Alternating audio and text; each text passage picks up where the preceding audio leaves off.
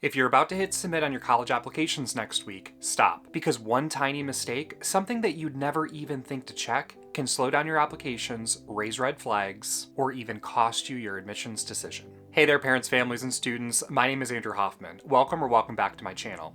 In today's video, I'm going to give you your final, absolute, ultimate checklist before submitting your regular decision applications. I'm a former director of admissions at highly selective colleges, and I have reviewed tens of thousands of applications. Believe me when I say, there are things you can still do. The Common App PDF preview is literally the same document that I saw when I was an admissions officer. And I am telling you what we noticed, what worried us, and what students miss every single year. And that includes this year. I have reviewed more than 100 applications for my application review service. And the advice that you're getting from this video is the same advice that I provide to my clients one-on-one.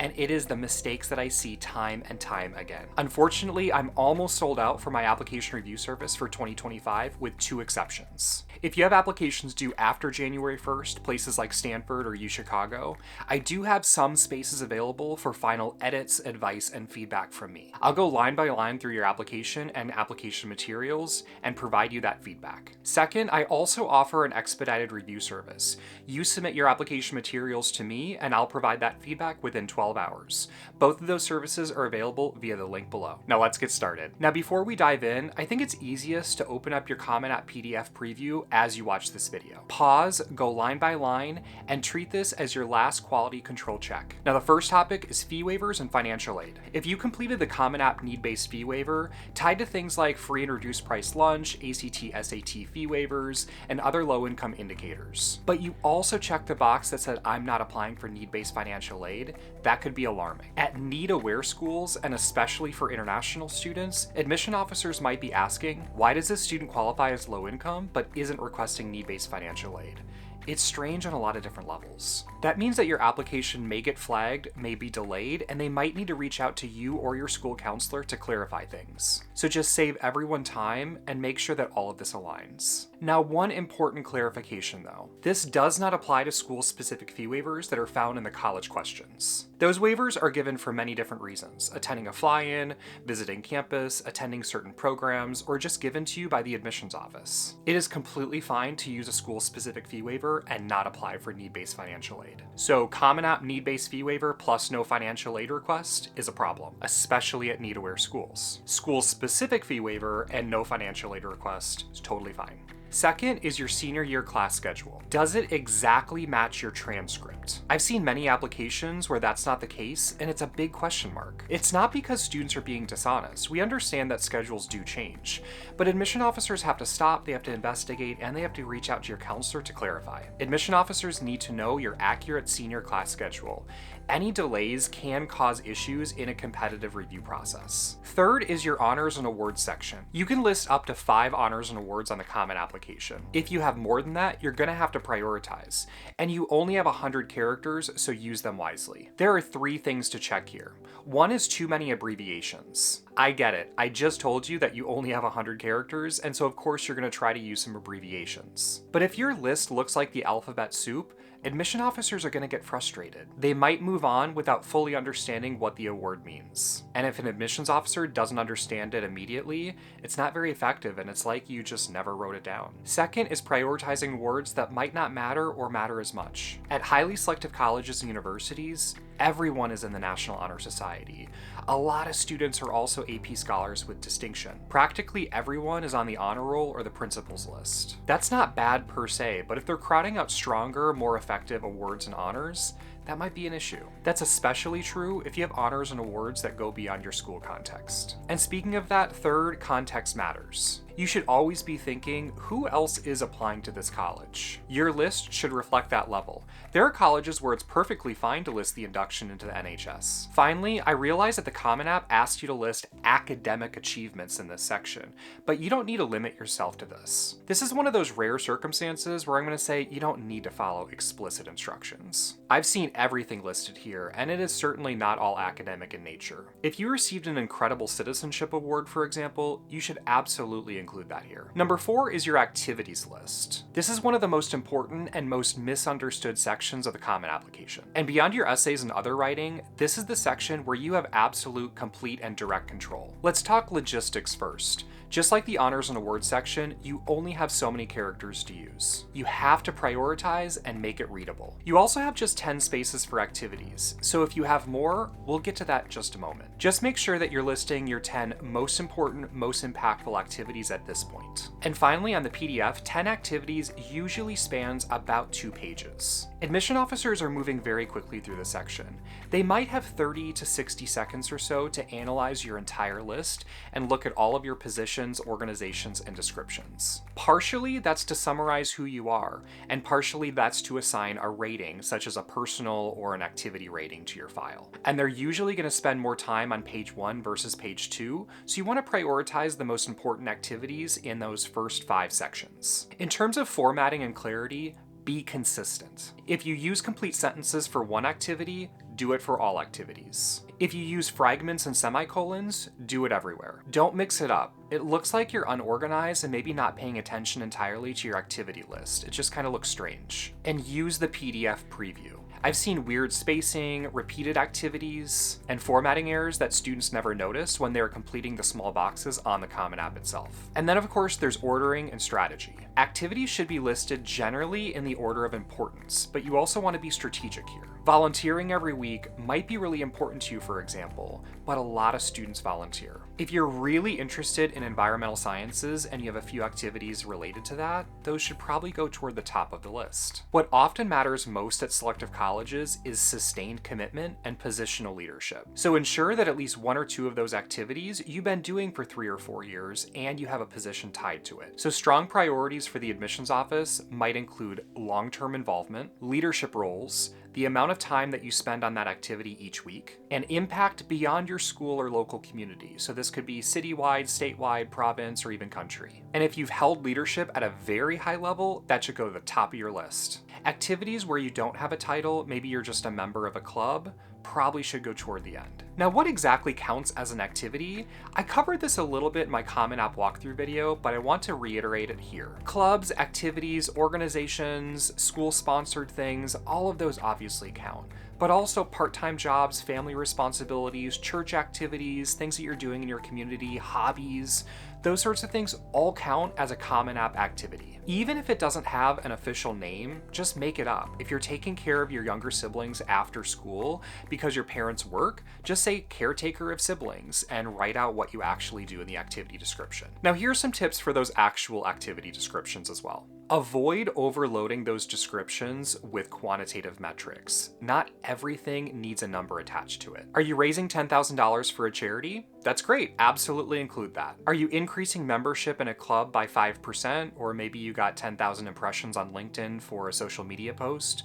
Probably not necessary. You also want to think about your qualitative impact and how you can explain that. Finally, you can showcase a little bit of your personality in these activity descriptions. Even a little humor here and there, if it fits. Number 5 is the challenges and circumstances section. Read this section carefully. If any of the checkboxes apply to you, natural disasters, family responsibilities, major disruptions, be sure to check that box. Then write succinctly and clearly in the box below to add a little context for what that challenge might be. And if something takes up a significant amount of time, maybe it's translating for your parents with medical appointments, school emails, bills, those sorts of things, be sure to include that on the activity list. It might be part of your everyday life at home, but this could be a unique aspect in the college admissions process. And if it's a major time commitment, you might want to go back to the activity section and add that as an activity. I've made this recommendation several times this season for the students that I'm working with because students often miss this. Number 6, and applicable to everyone listening to this video, is the additional information section. This section is optional, but powerful when used correctly. Some students leave it blank when they have something to say,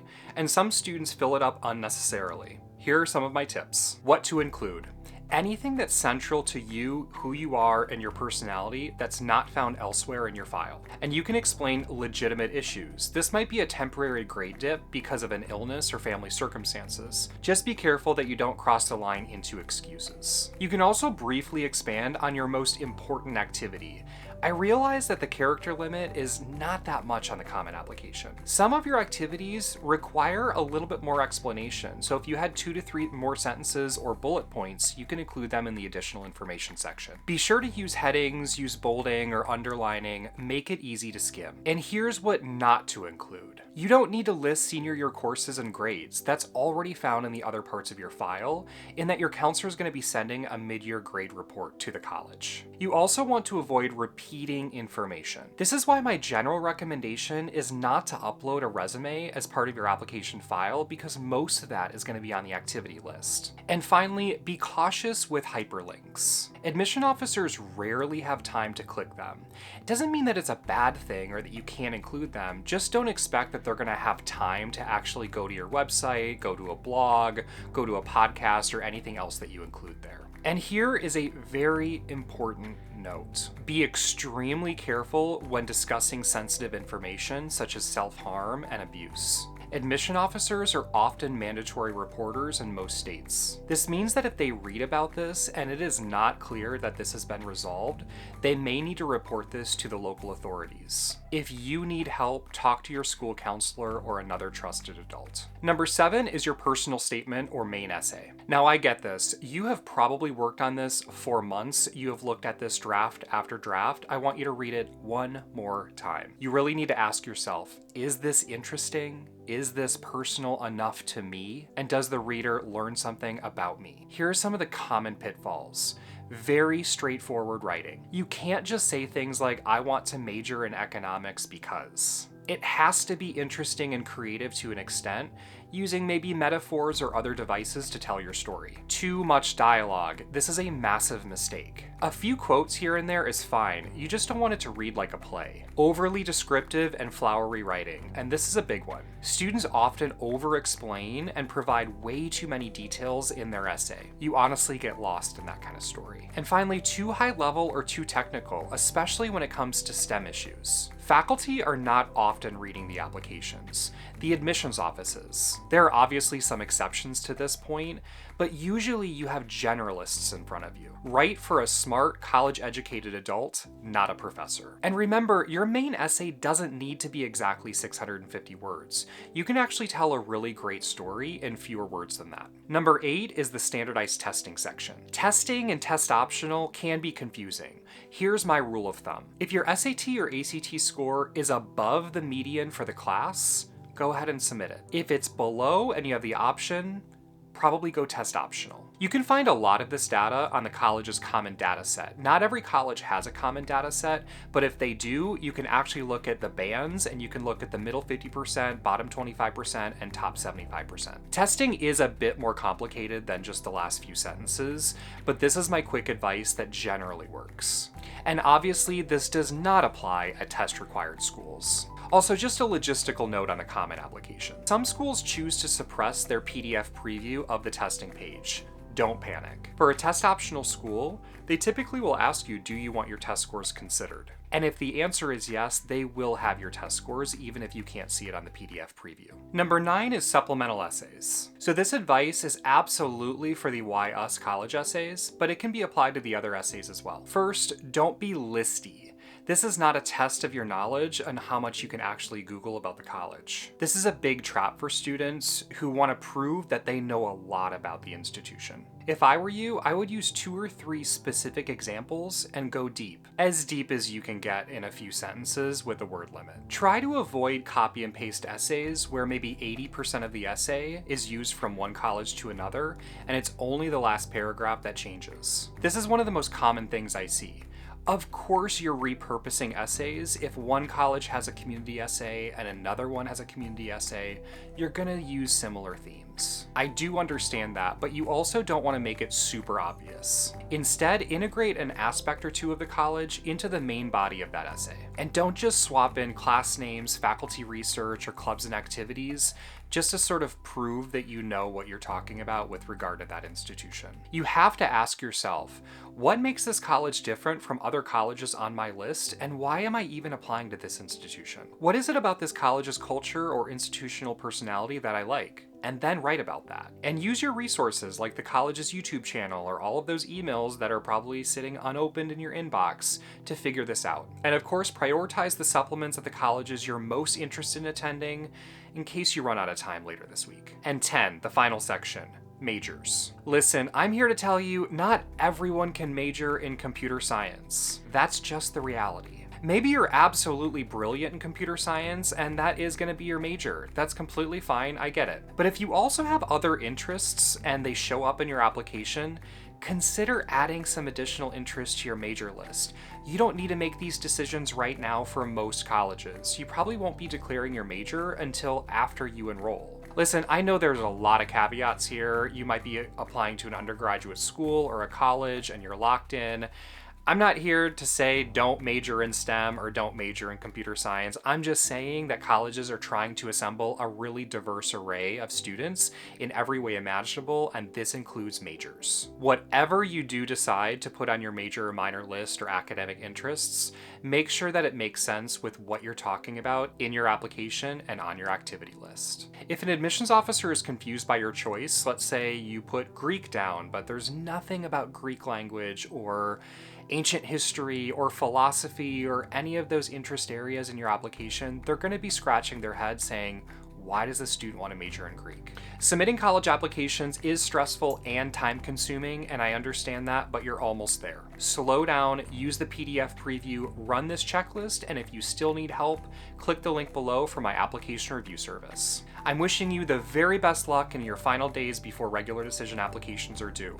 We'll see you in the next video.